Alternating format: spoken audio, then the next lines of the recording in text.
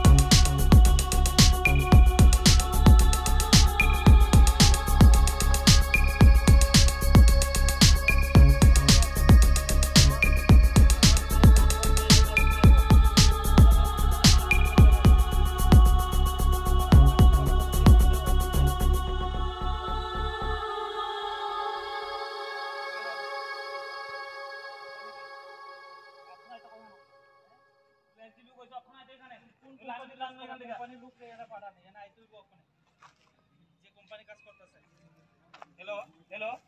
Hello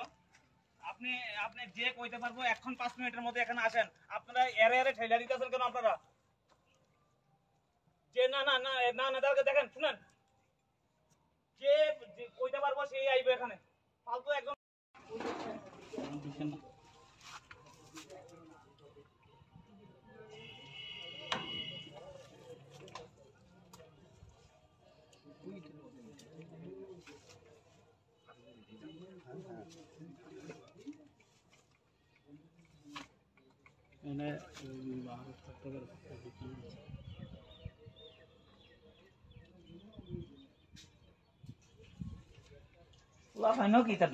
বাইরে গেল না তোরা ভিতরে ঢুকস করে হ্যাঁ এটা ভিতরে ঢুকছিল এটা বলে থাকে বলে বলে ভাড়াটিয়া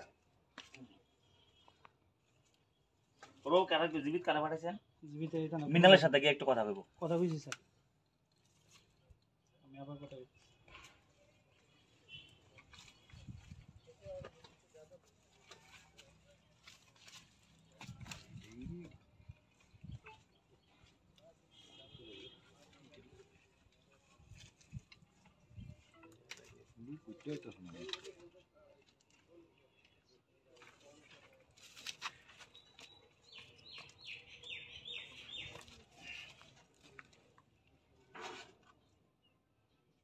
ফুটি যায় পড়ছি জীবিত আর ভর্তি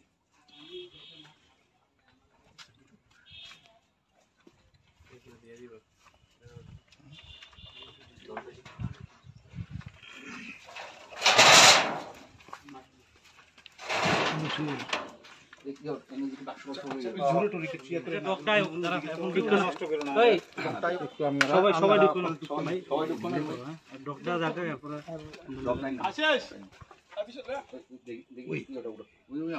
ওই সামলদা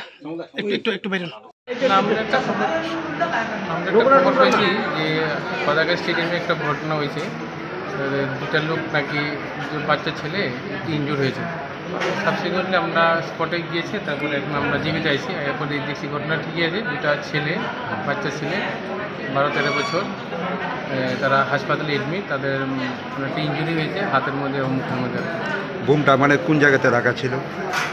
এটা আমাদের ইনকোয়ারি চলছে ইনভেস্টিগেশন চলছে সবগুলো জাস্ট প্রিলিমিনারি স্টেজ আমরা ইনভেস্টিগেশন চলছে ইনভেস্টিগেশন শেষ হলে আমরা বলতে পারবো আর কি কোনো মাঠের মধ্যে রাখা ছিল বা এটা ওরা মাঠ থেকে বাড়িতে যাওয়ার সময় ঘটনাটা হয়েছে আর কি কয়টা বোমা ছিল মানে যে জায়গাতে ঘটনাটা হয়েছিল? এইটা আমাদের ইনভেস্টিগেশন চলছে আমরা তোলার পরে আপনার কমপ্লিট হলে আমরা বলবো এখন প্রিলিমিনারি স্টেজ এখন এটা একটু পরে বলা যাবে আর কি এখন দুইজন নাবালকের অবস্থা কীরকম? আউট অফ ডেঞ্জার আছে কারণ ওনাটা ইঞ্জুরি হয়েছে আর ট্রিটমেন্ট চলছে আর কি কী মনে হয় প্রাথমিক তদন্তে কী মনে হয় কী কারণে বোমাগুলি রাখা ছিল? এটা